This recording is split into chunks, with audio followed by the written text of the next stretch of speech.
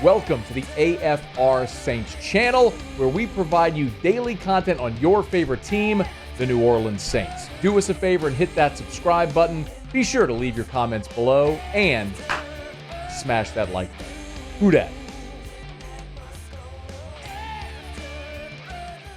Saints are rolling with the changes for training camp. There we go. Heading to California this summer. Training camp in Irvine, California. So the Saints training facility in Metairie is undergoing renovations. So the Saints are going to hit the road. This, by the way, according to Jeff Duncan, hat tip Jeff Duncan, who had the report over at NOLA.com. Saints have been in SoCal before.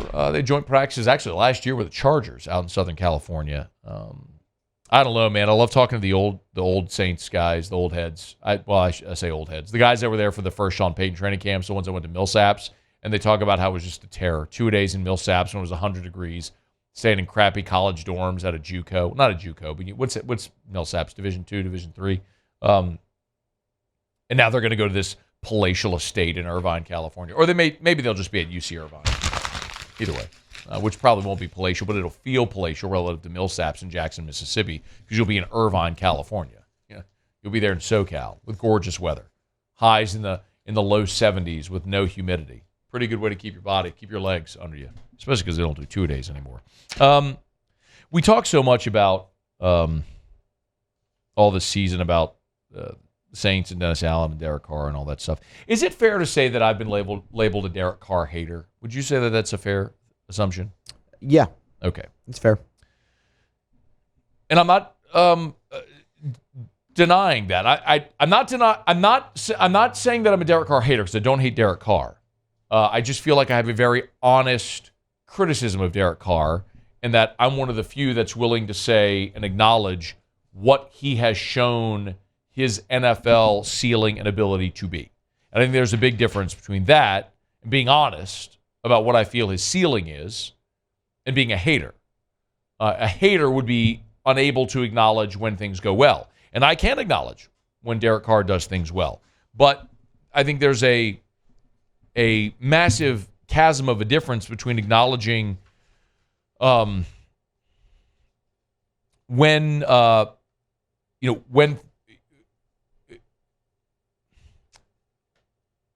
think there's a difference between being able to admit and acknowledge when things go well, when things go badly, and just being labeled a hater. If you're a hater, then you wouldn't ever be able to acknowledge when things go well. But when acknowledging things go well doesn't mean that you're necessarily going to be on path to make any kind of big step in a season. Let me just get to the point.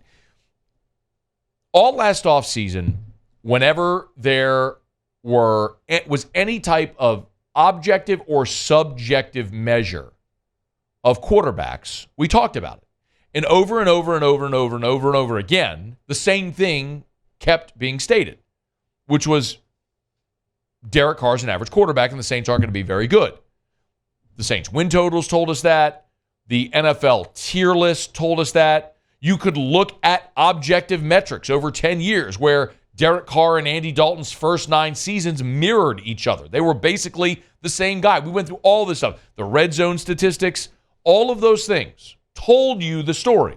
It's just that a lot of people didn't want to hear it. And so then this season plays out and you see Derek Carr was a very average NFL quarterback again, and I believe that's what he is. This isn't me hating, it's me giving you my opinion of a man of which we have a 10-year sample of what he is as an NFL quarterback, which is, at his best, a high mid-level quarterback. At his best, he's bordering top 10. What he really is a low mid-teens quarterback.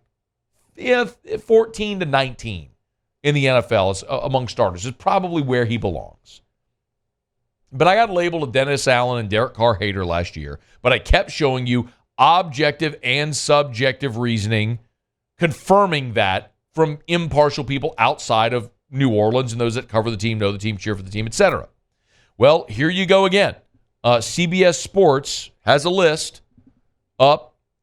5 teams poised to take a major fall in 2024. Browns could take a step back. Saints, Vikings have questioned. Yes, they mentioned the Cleveland Browns first with Deshaun Watson. They were 11-6 this year with Joe Flacco coming in for the injured Deshaun Watson. Watson coming back. We'll see how it goes. And the very next team they mentioned, again, 5 teams poised to take a major step back, the New Orleans Saints from 9-8. The write-up reads the Saints were over 500 last season, yet were a disappointment as they were expected to roll through the NFC South with Derek Carr, quarterback, and a favorable schedule at their disposal. Carr didn't live up to the hefty contract in year 1, even if the Saints finished 11 points per possession. Finished 11th in points per possession. Missing the playoffs was a major disappointment. Goes on to talk about the Saints having to shed salary cap space because they always do. Could they actually be better? Cap hell, yada, yada, yada, yada. New Orleans can still win the NFC South in 2024, but is the ceiling 9-8 with Dennis Allen as a head coach?